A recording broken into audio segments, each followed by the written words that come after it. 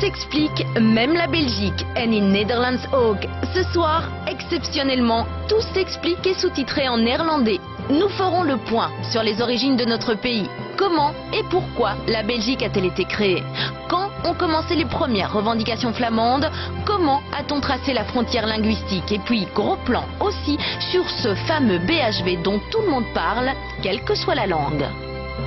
Bonsoir à toutes, bonsoir à tous. L'union fait-elle encore la force? C'est la question que beaucoup se sont logiquement posées ces derniers temps au vu des tensions communautaires dans notre pays. Alors évidemment, à tout s'explique qu'on n'a pas envie de refaire le débat politique, mais on s'est dit que c'était intéressant de vous proposer un autre type d'éclairage plus historique, puisque finalement, entre francophones et néerlandophones, tout a commencé le jour où on a créé l'État belgique. Alors est-ce qu'on pourrait dire, Fanny, qu'à l'époque, on a tout simplement rassemblé deux communautés qui n'avaient rien en commun? Non, au contraire, on ne peut pas dire qu'on a réuni en 1830 deux populations complètement différentes, ce serait absurde. Au contraire, ce sont les mêmes gens qui vivent ensemble depuis très longtemps, qui vont se battre ici, qui vont unir leurs forces contre le régime des Pays-Bas et le prince d'Orange. Et donc ce n'est pas du tout une question de langue. C'est vrai que peut-être plus tard, dans la deuxième moitié du 19e siècle, il y aura une séparation en Belgique, mais ce sera plutôt entre cléricaux et anticléricaux. Ça, c'est le principal clivage de l'époque. Et si l'on choisit le français comme langue principale, parce qu'il s'agit de la langue bourgeoise, il existe un tas de dialectes, que ce soit dans le nord ou dans le sud du pays. Mais en 1830, il n'y a pas les flamands d'un côté et les francophones de l'autre. Chaque village a ses flamands et ses francophones dans toute la Flandre. En Wallonie, chaque village a ses francophones et ses wallonophones. Un beau mélange de langues sur un territoire qui n'est pas tout jeune. En réalité, le mot belge vient déjà de l'Antiquité et c'est Jules César qui parle de tous les peuples de la Gaule. Les Belges sont les plus braves ou les plus barbares, selon la traduction qu'on veut choisir. Mais cela ne renvoyait pas à la Belgique d'aujourd'hui. C'était un territoire beaucoup plus vaste. La Gaule-Belgique, Belgique n'étant encore qu'un adjectif, englobe alors une partie des Pays-Bas, de l'Allemagne et de la France actuelle. Au Moyen-Âge, les Pays-Bas sont divisés en une multitude de petits États. Et finalement, la Belgique va se faire tout simplement parce que le hasard des héritages, d'une politique matrimoniale très habile, va faire d'une maison, la maison de Bourgogne, une branche collatérale de la maison de France, le souverain de la plupart des principautés belges, qu'il s'agisse du comté de Flandre, qu'il s'agisse du duché de Brabant, du marquisat d'Anvers, du comté de Hainaut. Soit 17 provinces au total. À ce stade, on ne parle toujours pas de la Belgique en tant que nom de pays, mais de Pays-Bas espagnols. Au XVIe siècle, une partie des Pays-Bas ne veut plus entendre parler du roi Philippe II. Du coup, les fameuses 17 provinces se retrouvent coupées en deux. Dans le nord, on parle de provinces unies et dans le sud, de Pays-Bas autrichiens. Quant à la principauté de Liège, elle reste totalement indépendante. On peut déjà constater que le territoire des Pays-Bas autrichiens correspond à notre actuelle Belgique. Ce n'est pas pour rien qu'elle s'appellera État Belgique Uni, une indépendance plutôt éphémère. État Belgique uni qui sont voués à l'échec, tout simplement parce que le particularisme provincial l'emporte. Chacun trouve qu'il paye trop d'impôts, on répugne à une autorité centrale, on réchigne, et finalement, dans le contexte général de la Révolution française, les Français mettent tout le monde d'accord en s'installant en Belgique en 1795. La France, sous le règne de Napoléon, fera des Pays-Bas autrichiens, mais aussi de la principauté de Liège et de celle de Stavelot et Malmedy, ce que l'on appelle les départements réunis. Et ils sont en réalité les ancêtres des 9 provinces de la Belgique dont on peut admirer les armoiries juste ici derrière moi sur la façade du musée des sciences naturelles. Alors la période française, quant à elle, elle s'achèvera en 1815 lors de la défaite de Napoléon Bonaparte à Waterloo. C'est pour des raisons géostratégiques que le Congrès de Vienne avait décidé de confier les ex-départements réunis au souverain des Pays-Bas, le Stadhouder, le prince d'Orange, Guillaume, qui devient le roi Guillaume Ier. Mais après autant de mouvements territoriaux, on se demande pourquoi une partie de la population tout à coup se révolte. Ce n'est pas un aspect linguistique qui crée le problème, tout simplement Guillaume a voulu imposer la Landtaal, c'est-à-dire le hollandais, et a reçu autant de protestations venant des provinces flamandes, où on parlait différents idiomes, mais qui n'étaient pas l'Algemeen Beschaved Nederlands, que des régions wallonnes. Et il y a eu surtout le fait qu'on le considérait comme un étranger, les Flamands étaient aussi anti-hollandais parce que les Hollandais, c'était les calvinistes du XVIe siècle qui avaient fait éclater les 17 provinces. Et finalement, un sentiment national s'est fait. Et ce qui devait arriver arriva. C'est la révolution. Le peuple se soulève, la Belgique existe.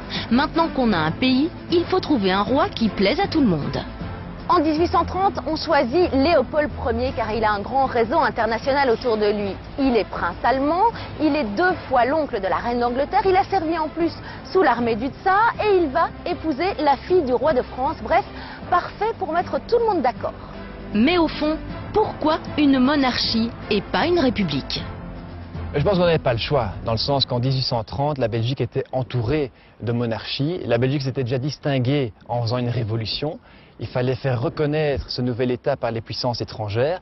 Et donc, en choisissant une république, c'était impossible. D'ailleurs, un congressiste s'était exclamé « Comme monarchie, vous serez une puissance. Comme république, vous serez un épouvantail. » Et jusqu'à ce jour, en 180 ans, 6 rois, symbole d'une Belgique unie, se seront succédés. Oui, très vite, la jeune Belgique s'est donc créée de tout nouveaux symboles que tous les Belges connaissent encore aujourd'hui. Enfin, presque. Comme la Brabançonne, par exemple, ou encore notre drapeau tricolore noir, jaune, rouge. Sans parler des symboles régionaux comme le lion des Flandres ou encore le coq wallon. Quand on crée un pays digne de ce nom, il faut le kit complet. Maintenant qu'on a un super roi, une constitution et une population unie, il faut des références, à commencer par une devise. Les révolutionnaires sont avant tout brabançons, liégeois, flamands, anversois ou hainautiers, mais surtout catholiques.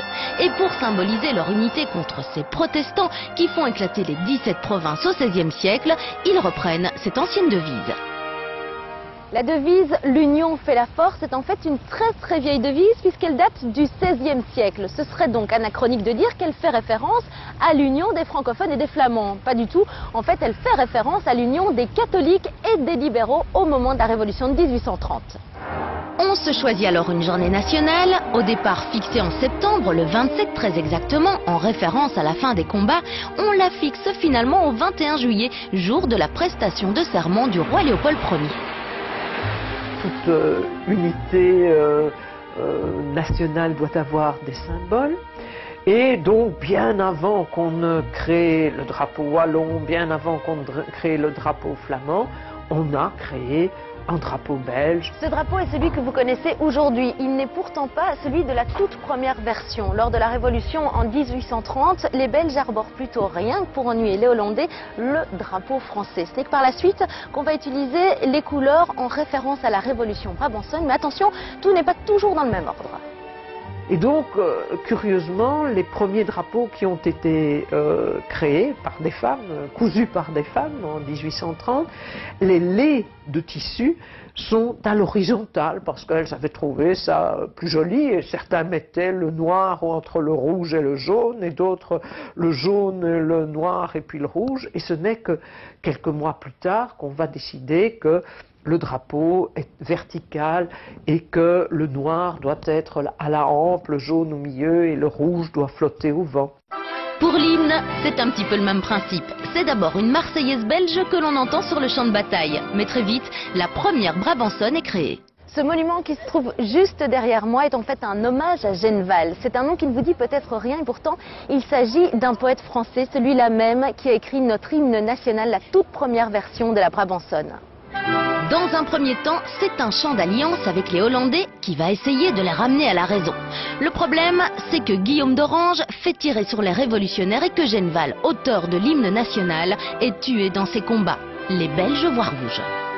Il va y avoir une deuxième vague de chants et puis celle-là est beaucoup plus ferme, disant que l'arbre de la liberté ne peut pas fleurir sous l'orange.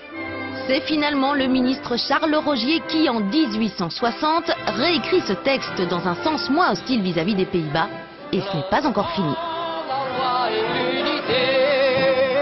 En 1915, en pleine Première Guerre mondiale, un Français a rédigé une Marseillaise belge en l'honneur du roi Albert Ier, présenté comme un héros déjà de la guerre, et qu'on a joué tout à fait officiellement lors du Tédéum du 15 novembre 1915, en l'honneur de la fête du roi. Quant aux symboles liés à la Flandre et à la Wallonie, ils arrivent beaucoup plus tard. Le lion des Flandres apparaît dans le courant du 19e siècle, référence aux armoiries du comté de Flandre. Le coq représentera définitivement la Wallonie en 1913, référence au coq français, si ce n'est que celui-ci est en marche et qu'il arbore les couleurs de Liège. Voilà, on va se quitter quelques instants, mais surtout restez bien avec nous dans la deuxième partie de cette émission spéciale Belgique. On vous expliquera l'historique des toutes premières revendications des Flamands. Et puis on fera le point aussi sur ce fameux BHV qui semble empoisonner la vie de nos politiciens depuis pas mal de temps. A tout de suite.